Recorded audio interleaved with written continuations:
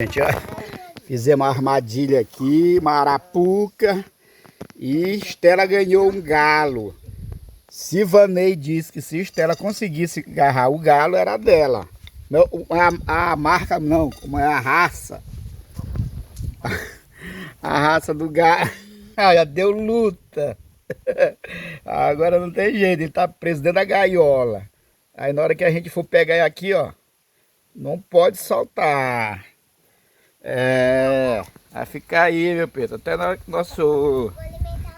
É de Estela. É uma raça aí, ele é pequenininho. É um galo, bonitinho ele. Garnizé, ó. Garnizé aí, ó. A gente prender ele aí foi difícil. Ele é muito escabriado. Mas a gaiola agora aí, ó. Só um tchau.